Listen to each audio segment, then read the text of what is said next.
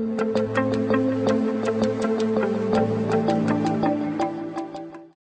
n'ai vu dans aucun programme d'un candidat qui parle sérieusement du problème auquel nous sommes confrontés quant à la crise du centre, la crise communautaire bien sûr, et aussi la crise du Nord, surtout le Grand Nord. Si on parle du Grand Nord, on parle de Kidal.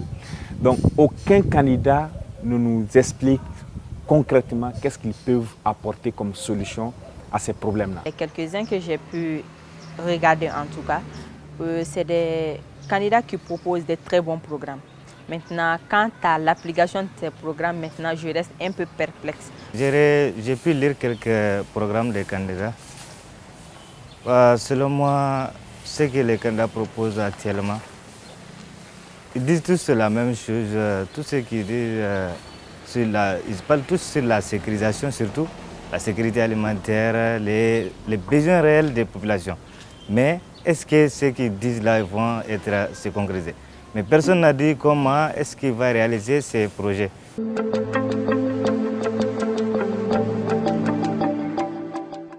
On est dans un moment de campagne électorale. Donc les candidats sont prêts à tout dire pour juste nous voir. Donc on reste à voir maintenant. On espère et on croise les doigts sincèrement que les candidats qu'on choisira pourraient réellement répondre à nos attentes.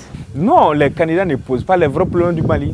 Bouaka Bla, Bouakana Bla, c'est moi la solution, c'est moi qui peux apporter de l'espoir au peuple malien. Ce n'est pas ça. Ce n'est pas ça aussi d'écrire un projet de société. Mais comment apporter des solutions? Moi, je veux construire une maison. Maintenant, comment apporter maintenant des solutions? Je dois chercher un ingénieur, je dois chercher des main-d'œuvre, je dois chercher des ciments, je dois chercher... C'est-à-dire, on doit déterminer tout ça. De revoir vraiment les systèmes démocratiques du Mali. Il y a vu certains candidats qui ont parlé de ça. Bon, pour moi, ceux qui parlent de ça là, répondent réellement aux problèmes du Mali.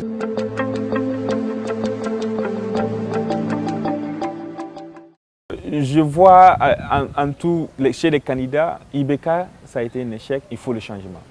Changement, tout le monde parle de changement, mais ce n'est pas seulement qu'on doit apporter du changement, on doit proposer quelque chose au peuple malien. Tout au long de ce processus, il y a des candidats qui convainquent, mais il y a des candidats aussi qui ont même du mal à s'exprimer.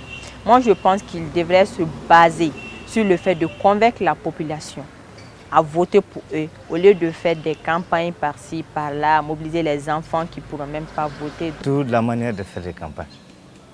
Je crois que le monde évolue. Aller faire des meetings, amener les gens à vous voir, des gens qui ne vont peut-être même pas voter, aux adolescents, aux vieillards, tout le monde. Pour moi, ce n'est pas la manière. Je ne comprends même pas votre langage souvent.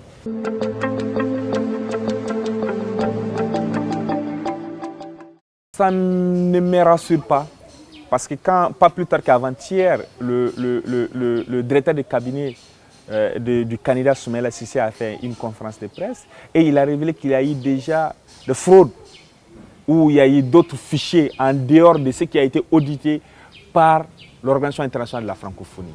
Cela montre quoi? Cela montre quelque chose qui ne va pas. Et on a participé à des élections ici, 2013, on a participé. On a vu qu'à 2 semaines ou à 3 semaines, on nous a montré des urnes, on nous a montré des bulletins de vote. On nous a dit que telle localité, il y aura des élections, telle localité, il y aura des difficultés. On nous a dit, si tu ne peux pas voter ici, tu peux aller voter ici.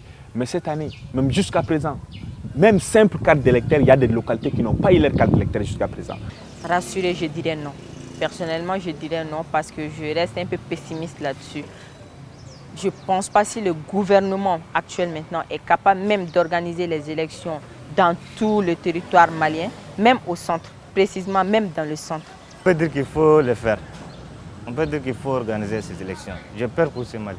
Si aujourd'hui, à quelques jours des élections, on vient de découvrir qu'il y aura quelques trucs dans ces systèmes d'élection, je pense qu'il faut aller organiser ces élections.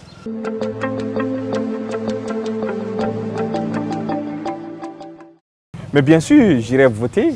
Je vais voter le candidat qui me semble apporter quelque chose de potable pour le changement de notre pays.